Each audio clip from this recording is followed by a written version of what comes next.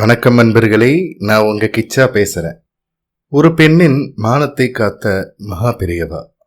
திரௌபதி கோவிந்தான்னு அலர்னதும் எங்கேயோ துவாரகையில் இருந்தாலும் அவளுடைய அந்தர்யாமியாக இருக்கிற கிருஷ்ண ஓடி வந்து அவ மானத்தை காப்பாத்தலையா?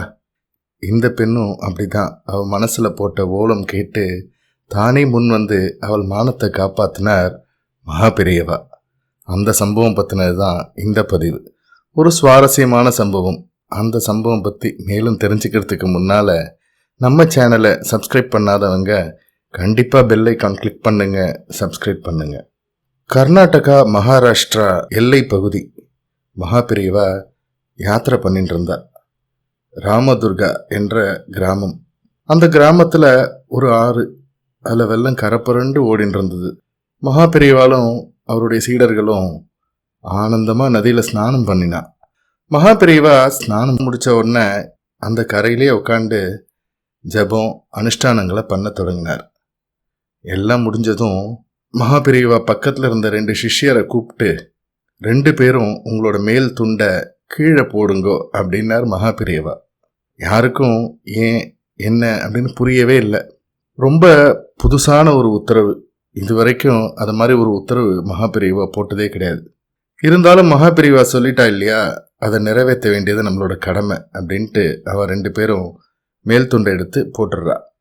மகா பெரியவா சுத்தி அங்கேயும் இங்கேயும் பார்க்கிறார். மக்கள் நடமாட்டமே இல்லாத அந்த பகுதியில ஒரே ஒரு குட்டி பையன் நின்றுட்டு இருந்தான். அவனை பார்த்து செய்கையால குழந்தை இங்க வா அப்படின்னு அழைச்சார் மகா பெரியவா. நதி மேற்குலேருந்து கிழக்கா 2 கரையும் ஒட்டி அசாத்தியமா சுழலோட ஓடின்னு இருந்தது. மகா பெரியவா அந்த குட்டி பையன்கிட்ட கன்னடத்துல இந்த 2 வஸ்திரத்தையும் அதோ அந்த ஆத்தோரம் தெரிகிற அந்த பொண்ணுக்கிட்ட கொண்டு போய் கொடுத்துரு அப்படின்னு சொல்றார். அந்த பையனும் எதிர்கரைக்கு நீந்தி போய் தண்ணிக்குள்ள முழுகிண்டு தலையை மட்டும் வெளியில வச்சுட்டு அந்த வஸ்திரத்தை அந்த பெண் கிட்ட கொடுத்துட்றார். கிட்டத்தட்ட அரை மணி நேரத்துக்கு மேல அந்த பெண் அதே நிலையில அங்கேயே உட்காந்துட்டு இருந்தா. பாவம், ஆத்தோட சுழல் வேகம் ரொம்ப அதிகமா இருக்கவே அவளோட வஸ்திரம்லாம் அந்த ஆத்து சுழலோட போயிடுத்து. எப்படி வெளியே வருவா? வீட்டுக்கு எப்படி போவா? படிப்பறிவு இல்லைன்னாலும் பண்பாடு போகல இல்லையா கிராமத்து பெண்களுக்கெல்லாம். இந்த ஜனங்கள்லாம் எப்போதான் இந்த இடத்த விட்டு எழுந்து போவாளோ அப்படின்னு மகா பெரியவாலையும் அவருடைய சீடர்களையும் பார்த்து அவன் நொந்து போயிருக்க கூடும் இல்லையா. யாத்திரையில வந்தவளோட பார்வெல்லாம் 100 அடிக்கு அப்பால போகல, அவசியமும் ஏற்படல.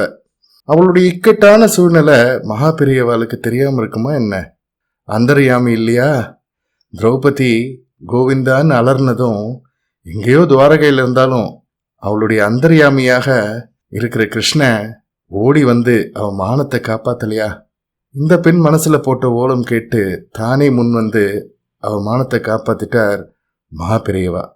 அந்த சிறுவன் கொடுத்த மேல் துண்டெல்லாம் சுத்திண்டு வெளியே வந்து அங்கிருந்தபடியே ஒரு கும்பிடு போட்டுட்டு வீட்டை நோக்கி போனா அந்த பெண்மணி. ஜெய ஜெய சங்கர ஹர ஹர சங்கர. இந்த பதிவு உங்களுக்கு பிடிச்சிருந்தா லைக் பண்ணுங்க, ஷேர் பண்ணுங்க, கமெண்ட் பண்ணுங்க. மறக்காம பெல் ஐக்கான் கிளிக் பண்ணுங்க, சப்ஸ்கிரைப் பண்ணுங்க. நன்றி நண்பர்களே.